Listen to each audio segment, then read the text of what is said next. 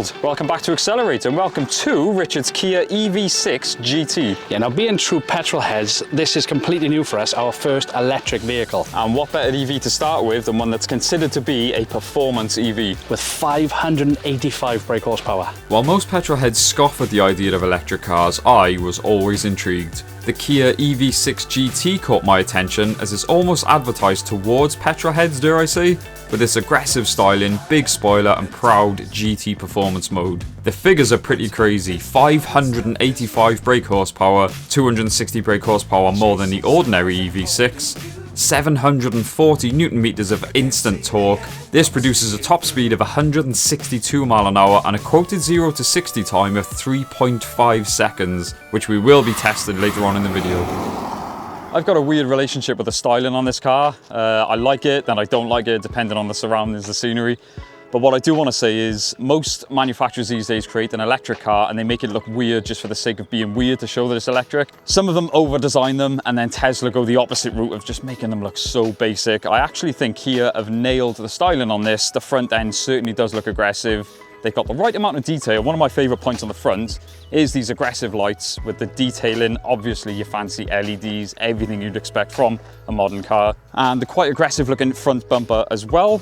While we're at the front, I do want to show you the boot space, or frunk, whatever you want to call it. The EV6 GT has a front boot capacity of just 20 litres, compared to the ordinary EV6 which has 52 litres. This is largely down to the extra motors and other bits that give all that extra performance. You will just about fit the charge cable in here though, which is handy. Moving around to the side, one of the first things you'll notice is these massive wheels. The base EV6 was offered with 18-inch wheels, then up to 20-inch depending on the spec. The GT came exclusively with 21-inch wheels, which really does help with the muscular design of the car. Richard, the owner of this GT, has had the wheels powder-coated black as opposed to the original diamond cut finish, but he's not 100% sure if it suits the car. Let us know what you guys think in the comments below. He actually said whatever the majority vote is, that's what he'll do. The side profile of this car has really grown on me. Kenny and I both agree that, again, in a world where they're trying to make cars as weird looking as possible, the styling on the side is nailed. It's got that SUV look, but when you come up close, it's not SUV in your face. It's a real optical illusion. And even looking at it from here, you wouldn't believe that the wheels are 21-inch. And a weird fact I found out, the styling, this part specifically of the styling was influenced by the Lancia Stratos, which is a little tiny, an old rally car, which is crazy to me. So yeah, side styling, very muscular lines, the swage lines, as Kenny pointed out before, the skirts, everything just blends in well. They haven't gone crazy with it, but it does look very good. And you know a car looks good when it's in black and still looks stocky.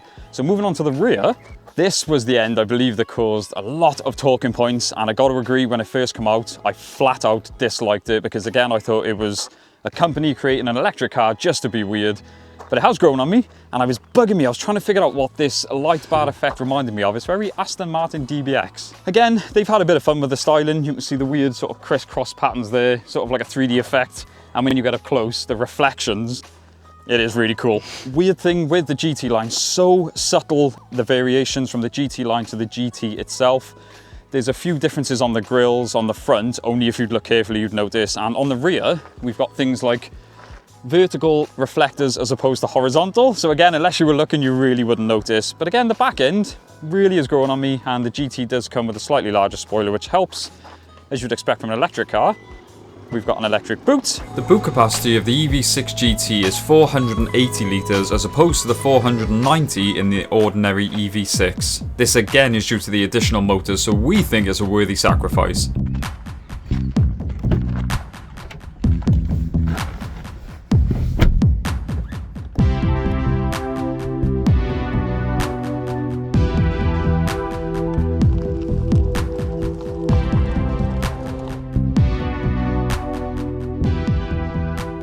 The interior on the EV6 GT is a very nice place to be indeed, and for those that don't know me, I am stuck in the 1990s.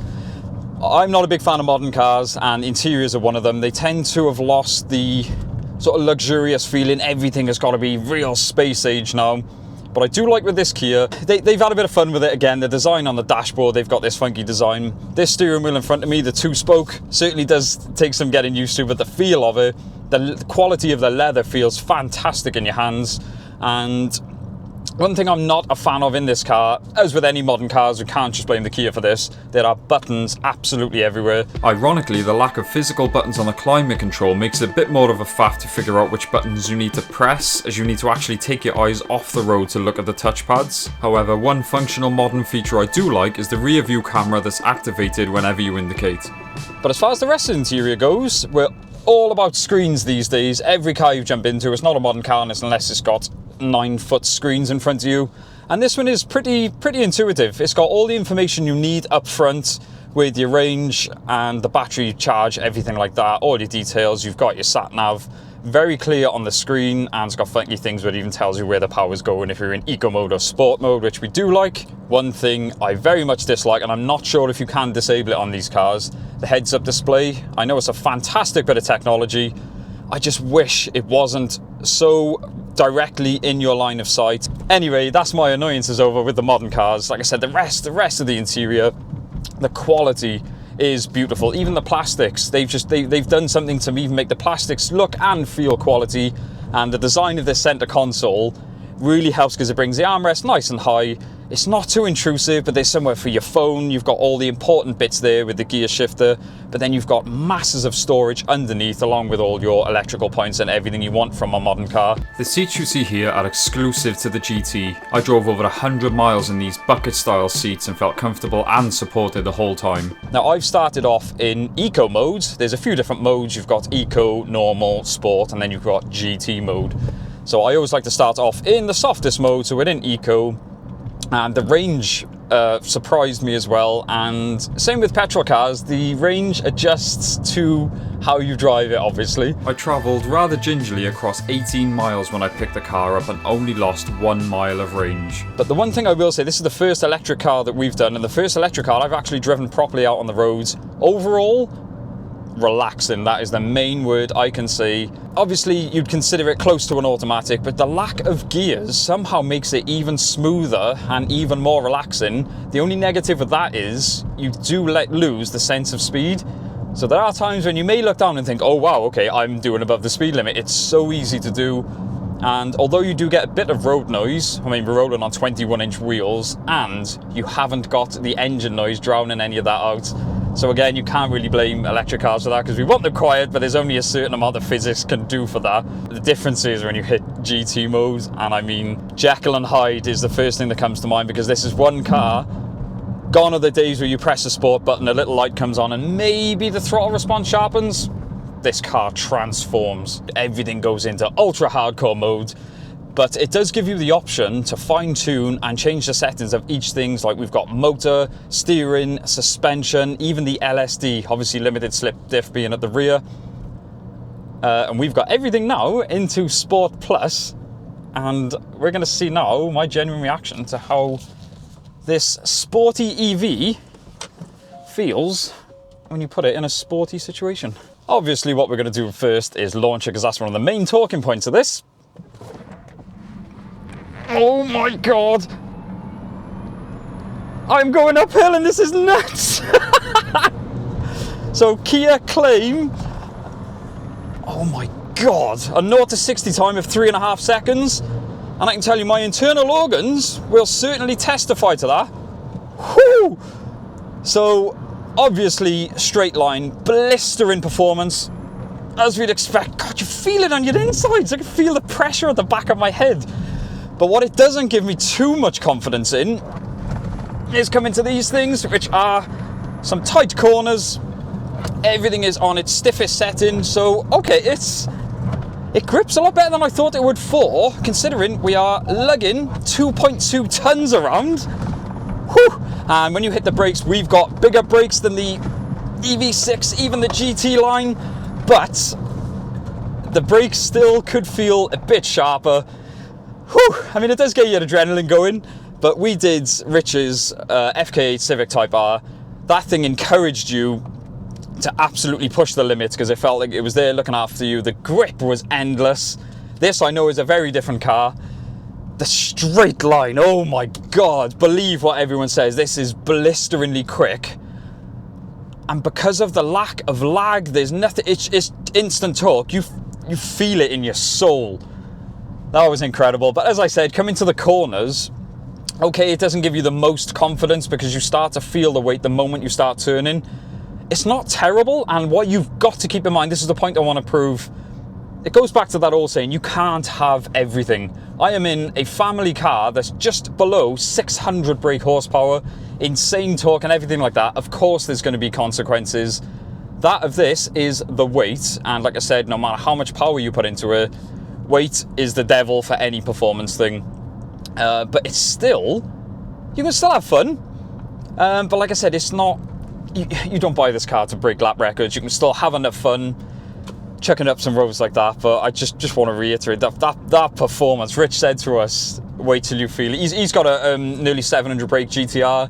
He's got the Civic. He's got a few toys, and he said this is the one that impresses him the most. And it's just, insane. Let's get on to testing the real world 0 to 60 times in both Eco and GT mode. So we are going to start off in Eco mode. I'm going to sort of brake boost and very, very sedate launch. That's incredible. It pulls so smooth, even in Eco mode. This will probably still outrun all of my cars, that's for sure. Right, let's hope that picked it up. So we got 0 to 60 verified, okay, in 6.8 seconds. That is hot hatch territory. Like I said, for such a sedate launch, that's actually a decent time. But now we are going to press GT mode and give it the full hog, the full 585 horsepower. Full beans mode, brake boost. Wow, we got a bit of wheel spin. Oh my god, the torque. Whew. Yeah, I should have stated it is actually, obviously it has been raining. I felt a bit of slip under the wheels then, but it's still absolutely drama-free. God, you feel it in your chest. When people say it sort of rearranges your insides, you feel it pulling on your chest. It's insane. So Kia claim 3.5 in perfect conditions. Oh my God. A verified 3.74 seconds, and that seems to be the going rate of all the journalists that have tested them. 3.74 in a big 2.2 tonne family car. Wow. So, my first time in the driver's seat of this vehicle, and then being an electric vehicle. I've never driven one before in my life. Yeah, you've never even experienced one? No, this is the first time. There's a few things you need to get used to. Yeah. First of all is the power. When you turn it on, it's like, oh, okay. I know, it's like, is it on, or what do I do? But what I want you to do yes, is start off in Eco mode, which I think we are in. Okay. Just so you can feel the throttle is very soft, everything is very... Ah. So yeah, I don't know why I wasn't expecting it to move. I was sort of expecting it to be like, I don't know, like you'd have to touch the throttle to go. Yeah, like the smart car. Yeah. Don't compare this to a smart car. I know, this is nothing compared to the smart car. Here we go. My first experience. I am quite excited for this, I'm not going to lie. I didn't think I was going to be, but I don't know why today I do feel a bit more... It's different, isn't it? It is completely different. Obviously, being a petrol head, I want to drive everything I can. Yeah. So, and there's always this ongoing hatred towards electric cars. Now, I'm going to be a bit controversial here. I am a petrol head through and through, but I've got nothing against electric cars. I have. My theory is, hear me out. Go on. Let all the non-petrol heads use the electric cars, so they don't use all of our fuel if they're saying, oh, we're running out of fuel. And not only that, you know, for commuting, I don't see what's wrong with an electric car. I agree with you in that sense of, for commuting, obviously long distance, it's just not, it doesn't work at the moment, does it? And even for commuting though, like for yourself, where you live, you're in a nice little place with individual houses, obviously, access to charging, so you can put it on your drive. Where I live, obviously I got a garage, but I'm okay. Yeah. But the rest of the street, imagine trying to have an electric point all the way around. It wouldn't work. It wouldn't work. That's the problem. Our infrastructure and our whole economy and everything. I just don't think it's going to work. No, it's not there yet. It's weird. What's the braking thing you were talking about? Oh, regenerative braking. That's like... It literally feels like someone's not resting on the brake, but actually applying the brake. If you've never driven an electric car... Hey, there's another one. It does take some getting used to. It is nice when you're in slow-moving traffic. One thing I'd want to point out is the driving position is really nice. I really like the driving position, and these seats are really comfortable and supportive. Yeah. Everything does feel nice about it. Like, obviously, being a Kia, they have come a long way in the last several years. Yeah. They were junk when they first come out, let's be honest. They were a bit of a joke, like, you know, they were sort of laughed at, but, Yeah, crikey, but I don't know what's happened to them in the last few years. They're doing well, and obviously with the warranties, you understand why people actually, you know, buy these cars. Yeah. But this has got a fantastic battery warranty on, I'm sure. I'll double check this, but Richard said, I don't know if it was a deal he struck, because he's crafty like that. 9 years, wow. Oh, sorry. Wow. That is cool. How ironic, we're driving past an electric car and we've just gone past some of the cars we love. They obviously didn't bat an eyelid and we're like, see, true petrol heads. Yeah, exactly. Sorry, go on. But yeah, there's a 9-year battery warranty on this, as well as your usual Kia 7-year warranty, I think. Another thing I want you to do, so put it into GT mode now, press the GT button. Just press. What the hell? So slow down, so I'll drop down to about 20. When we're on a bit of straight, plant it. Yeah. What the hell? Whoa! It's ridiculous, isn't it? Literally pins you in the seat. It's like taking off in a plane. Oh my god. So the instant torque is, do you know when they say about instant torque, blah, blah, blah, blah, like, It's like, like in obviously a boosted car, you put your foot down and it's like, right, okay, you're gonna, a bit of lag, boosh. There was like, there's nothing. There's just instant. You get time to think in a normal car. You get ready, you think, right, here we go. And it's just, as you're applying the thing, it's just like, it's unbelievable. And as I said, I've never experienced anything like that. And we've driven some mental cars. Yeah. But even like now, just 30, give it a little, right, you can't. I literally just went at that on the throttle. Oh my god! Oh my god. And this is what I want to say. We already spoke to your dad and he slated it. You were supposed to be petrol heads doing an electric car. That performance is unbelievable. I've never experienced anything like that. We've been in like a nearly 700 brake GTR. We've been in a 900 brake Evo. And I've owned some pretty quick cars. Yeah. There's like... you just stab the thing. It really does. Do you know, I'm feeling a bit sick. Oh my god. That is insane. When people say to you, it pins you in your seat. Nah, you just think... No. Because I've been in a few cars where people say, it pins you in your seats. This, literally, you can't help it. It's giving me a cough. Literally, it don't half hit you in the chest when you do it. Dude, this is mind-blowing. Yep. This really is, and like, I want to hate it. I really do. I went into this as a petrol head, I want to hate it. But I've never experienced anything like this. No. So doing it, but it's national speed. Put your foot down. You're still in GT mode. Yeah, it's still in GT mode. See put your foot down. What the hell? Like, they're not designed for top end, but... No, but... Let's go top end. Yeah, I want to hate it. I keep saying I still want to hate it, but I don't. I love it. I'm not going to lie. Yeah. It is so addicted. And, do you know what? I'm still not swayed by the electric thing, but... I am. I just think, what more could you want from a commuter car if you're in a position to get one? Yes. And you can afford one.